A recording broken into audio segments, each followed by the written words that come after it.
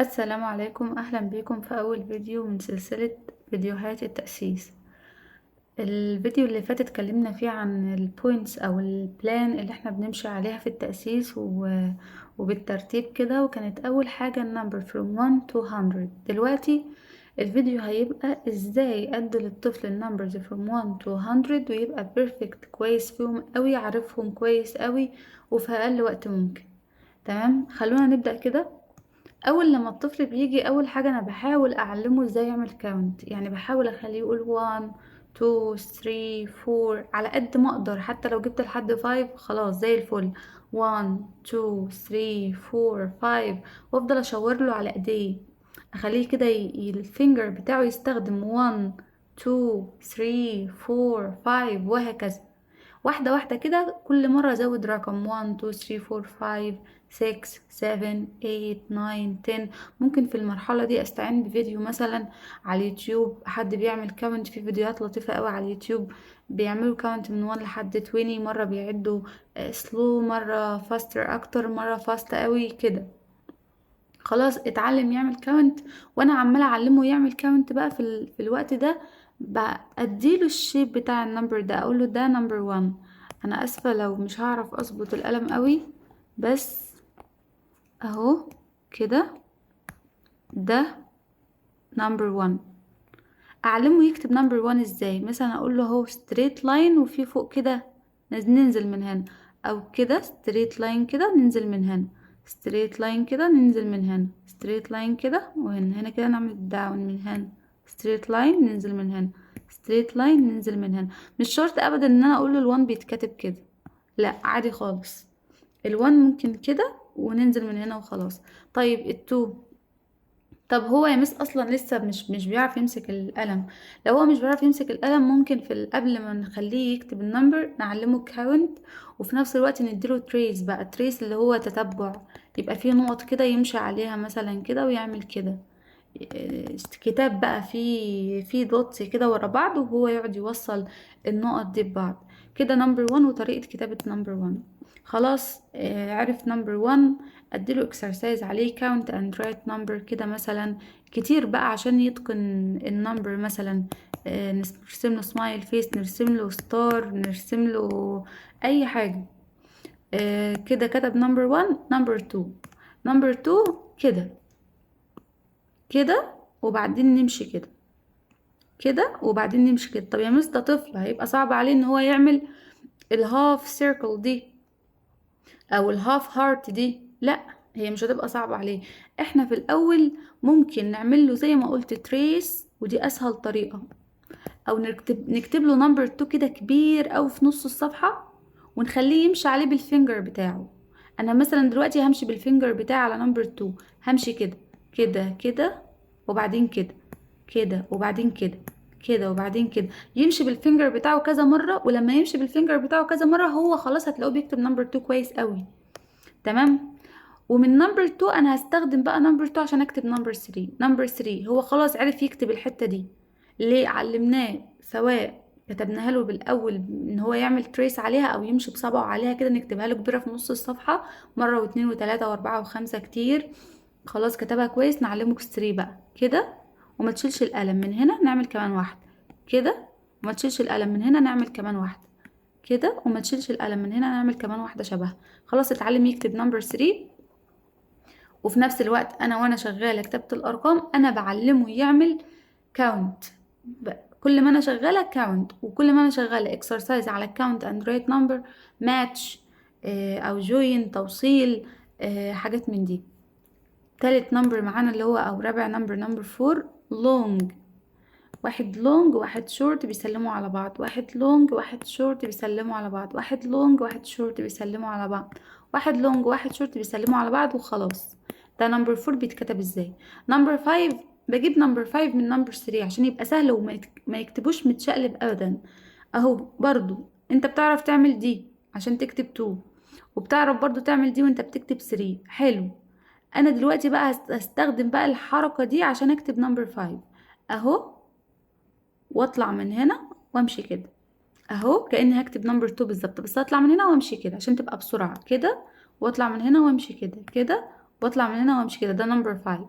نمبر 6 بيبقى سهل جدا، خلاص بقى دي اصعب الارقام خلصناها. 2 3 و5 دي يعتبر اصعب الارقام. نمبر 6 كده وكده، كده وكده، كده وكده.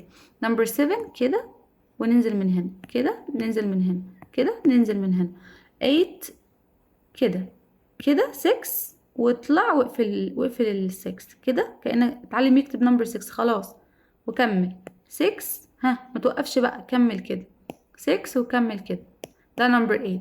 نمبر 9 نفس الطريقة كده ننزل من هنا. نمبر 9 كده وننزل من هنا، كده ننزل من هنا. نمبر 10 1 وجنبه 0، 1 وجنبه 0، 1 وجنبه 0.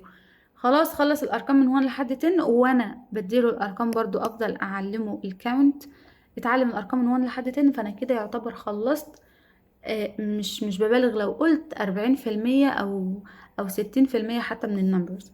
لان بعد كده بقى نمبر 11، ودول اللي انا باكد عليهم جامد. 11 و12 و13 و14 اكد عليهم جامد. 14 1 بعد 4، او اول ما ياخد 11 و12 بعد كده الدنيا هتبقى سهله. 11 و12 باكد عليهم جامد، وبعدين بقى 13 14 1 وجنبه 3، 14 1 وجنبه 4، 15 1 وجنبه 5، 16 1 جنبه 6، 17 1 جنبه 7، 18 1 جنبه 8، 19 1 جنبه 9، 22 جنبها 0. تمام. كتب الارقام دي من 1 لحد 20 وعرف يكتبهم كويس قوي، يعمل كاونت كويس. والاكسرسايز طول ما انا شغاله عماله بقى اديله count and write number، join، complete مثلا 1 2 3 4 كده. اديله كمان ديكتيشن، اسيب صفحه فاضيه خالص وانا اعمله ديكتيشن. اكتب 3، اكتب لي 4، اكتب لي 5، اكتب لي 7، مش بالترتيب، حاجه راندم كده عشوائي. خلاص كتب الارقام كويس وعرف الارقام كويس ولحد 20 كويس زي الفل. انا بقى اعلمه باقي الارقام. كاونت بقى اظبطه له after 20 21 22 23 24 25 26 27 28 29 30. وخلاص اكد على السرد كده شويه حلوين. هو اصلا ممكن تلاقوه مستوعب ان after 29 30 مش مستوعب، انا بقولها له after 29 30. طب after 30 خلاص هو هيعرف 31 32 33 34، فهيبقى باقي الكاونت بالنسبه لي هيبقى سهل، مش هيبقى صعب. وجربوا وبرضو قولولي. لو وصلتوا لهنا ما تنسوش تشتركوا في القناة وتفعلوا زر الجرس. ويا ريت لو لايك وكومنت كويس عشان نكمل في السلسلة الجميلة دي. ودي عموما هتبقى من باب ان علم ينتفع به، وحاجة تنتشر تكون صدقة جارية عني وعنكم ان شاء الله. تمام. نكمل. انا كده علمته النمبر from 1 to 20 وعارف 21 و 22 و 23. طب ايه انا بقى اعلمه يكتب 21 22 23 وباقي الارقام بسرعة ازاي؟ هتبقى سهلة قوي. لما انا اجي اقول له اكتب 21 21 ال2 بعدين ال1، انا ايدي بتبقى بتتحرك كده 21 33 وبعدين 5 35 82 8 وبعدين 2. طب 20 بس. طب 30. طب 40. طب 50. طب 60 6 جنبها 0. طب 40. طب 50. انا اعلمه كده 20 2 جنبها 0. طب 30 3 جنبها 0. طب ال 40 4 وجنبها 0. انا بس عايزه اقول اول ما بنوصل ل 20 خلاص احنا وصلنا من 1 لحد 20. عرفهم كويس جدا كاونت وشكل وكل حاجه. ممكن بقى انا اديله سكيب كاونتنج باي 10، اعلمه 10 20 30 40 50 60 70 80 90 100. خلاص هتعلمهم كده عشان لما انا اجي اديله الكاونت بال20 اقول له 20 21 22 23 24. اول ما يوصل لل 29 يبقى بعدها عارف ان هي 30. اول ما يوصل لل 39 بعدها عارف 40. اول ما يوصل لل 49 عارف بعدها 50. اول ما يوصل لل 59 عارف بعدها 60. وممكن استخدم الهاندز بتاعته ايديه عشان اقول له الكلام ده. مثلا اهي اقول له هنا مثلا 10 10 افتر 10. هنا اخوات التن كلهم او عيله التن واقعه هنا 11 12 13 14 15 16 17 18 19. ها هنا 20. طب هنا عيله ال 20 21 22 23 24 25 26 27 28 29. دي الثيرد 31 32. هنا 40 وهكذا.